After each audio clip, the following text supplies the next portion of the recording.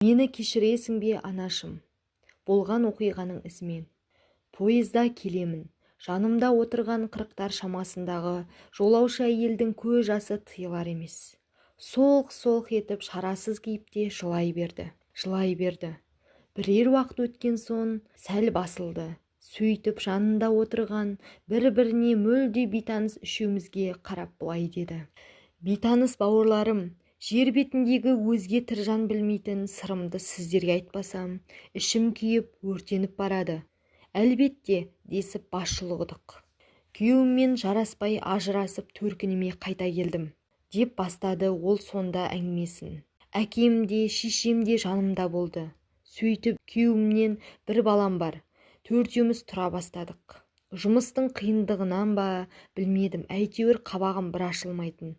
Кәрі әке-шешем бар тәттіні аузыма тосып отырғанда да әкем қақырынып қалса, жақтырмай алдымдағы тамақты итеріп төгіп жіберетінмін.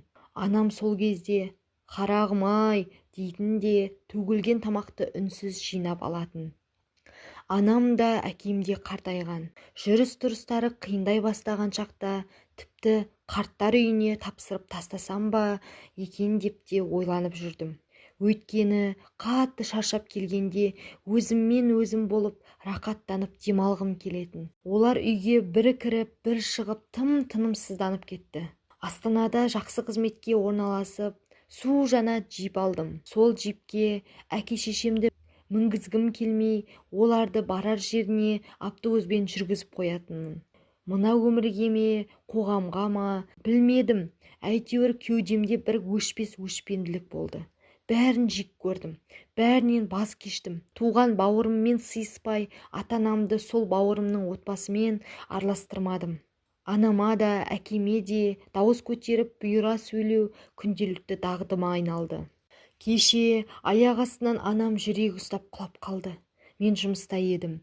Тас болып қатып қалған жүрегім кезекші дәрігерлер ауруханадан қоңырау шалғанда еріп сала берген ай. Алқынып ауруханаға жеттім. Анам керуетте жатыр екен, көзі жұмулы. Керуетке жетіп жығылып, өкіре жыладым. «Тастамашы, апа, тастамашы, мені кешірші мені. Мен қазір-ақ бауырыңа қоңырау шаламын, бауырыммен татуласамын, барлық жағдайыңды жасаймын, тек көзіңді ашшы», деп көз жасымды төге бердім. Анамның саусағы әзер қимылдады. Бірақ дәрігер бұл анамның өміріндегі соңғы минуттары екенін айтып, соңғы сөздеріңді тез айтып қал деп күбірледі. «Апа, мені кешірсең қолымды қысшы», дедім жанұшыра. Бұл сөздерді не үшін айтқанымды білмеймін. Бәлкім өзіме кішкене жеңіл болсын деп, кейін өз-өзімді жегідей жемес үшін айтқан шығармын. Анам қинала қимылдап, саусағымен қолымды бір рет қысқандай болды.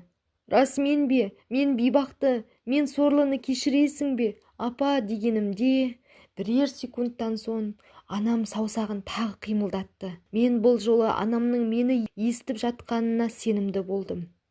Осыдан кейін бірер секундтан соң анам мәңгілік сапарына аттанып кетті. Мен ебіл-себіл боп жылап, анамның бетін саусағын сүйе бердім.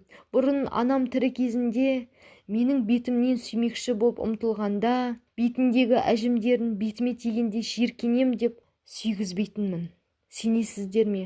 Анам керуетте жатқанда сондай тәтті еді. Әжімі де сондай сүйкімді болатын.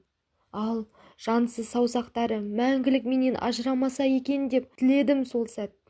Бірақ кеш еді.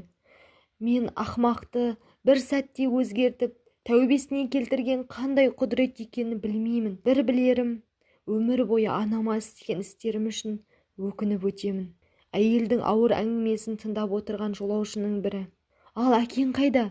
деп сыбырлай. Әкем, анам қайтыс болды деген хабарды естіген бойда жүрегі ұстап құлап қалды. Қазір ауруханада жатыр. Жағдайы жақсарыпты. Телефонмен сөйлестім. Біз анамызды өзі туған Талдықорғанға жерлеу үшін алып келеміз.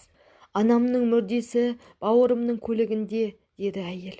Жүйткіген пойызға жүрдек уақыт ілесіп, әп-сәтте түн түсіп, бәріміз ұйқыға жаттық. Әйел түнімен ауыр күрсініп, дөңбекшіп шықты. Таңертең тұрғанда әйел бір түнде бірден 10 жасқа қартайып шөгіп кеткендей сезілді. Қолымызды мезгілінен кеш сермеп қалып жүрмейік, бауырлар. Анаңызды жақсы көретініңізді айтып, жиі-жиі құшақтап бетінен сүйіңіз. Нар құлан. Қасым порталы.